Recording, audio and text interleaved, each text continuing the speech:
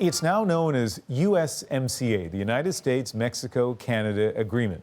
That is to Americans. The Canadian government wants to put Canada first, so in this country, it will be called the CUSMA, the Canada-United States-Mexico Agreement. Guess what? The Mexicans are shifting things around as well.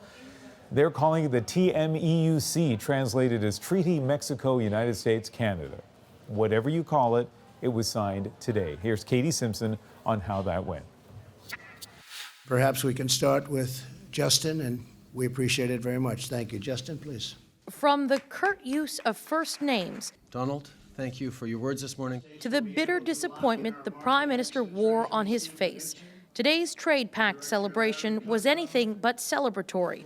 And much like the negotiations themselves, it appeared Justin Trudeau was forced to participate at Donald Trump's will. We've worked hard on this agreement. It's been long and hard. We've taken a lot of barbs and a little abuse, and we got there. It's great for all of our countries. The new North American Free Trade Agreement maintains stability for Canada's entire economy. That's why I'm here today. While keeping Canada's most important trading relationship alive is vitally important, what's not so great for Canada is that U.S. tariffs on steel and aluminum remain in place. Make no mistake, we will stand up for our workers and fight for their families and their communities. And Donald, it's all the more reason why we need to keep working to remove the tariffs on steel and aluminum between our countries. It will now be up to the Foreign Affairs Minister to pick up the tariff fight. And because the U.S. doesn't want to change its policy, her only hope may have to come through a victory in the courts. And frankly, we are very confident we're going to win those legal challenges. Let's go. Today's event was hastily thrown together since negotiators were still finalizing the details of the deal as of this morning. For Canadian negotiators, there is a sense of relief the talks are over. Thank you very much, everybody. Even if the ending isn't as satisfying as they'd hoped for. When the delegations leave the G20 here in Argentina, they'll have to start the ratification process. It's not expected to be a problem in Canada or Mexico, but the Trump administration may have a difficult time getting it through Congress, a process which won't start until next year at the earliest. Katie Simpson, CBC News, Buenos Aires. The reaction here at home to the signing was swift, and from the leaders of both main opposition parties, it was harsh.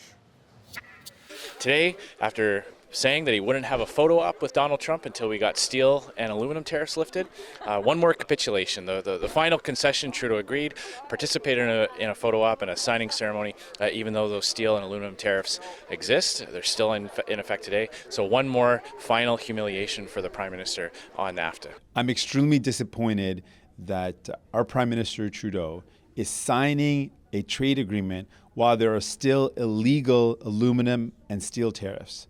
This threatens up to 35,000 jobs directly and 140,000 jobs indirectly. So that is the opposition point of view on the day of the signing, but what about going forward?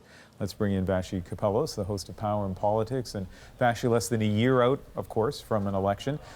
Talk about the political consequences for the Prime Minister signing this deal.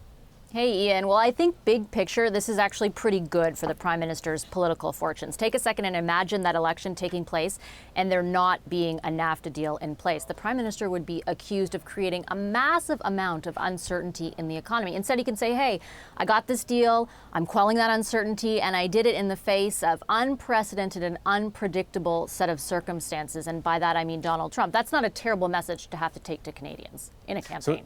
As Katie mentioned, the Prime Minister didn't seem very happy to be there today. So if that is the case, what would be behind that?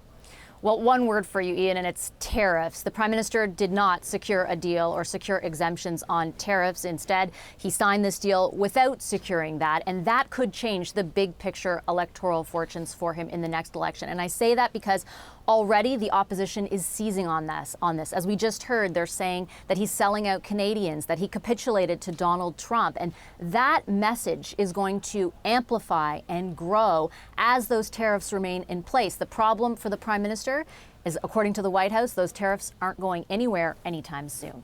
Ian? All right. Thanks, Vassy.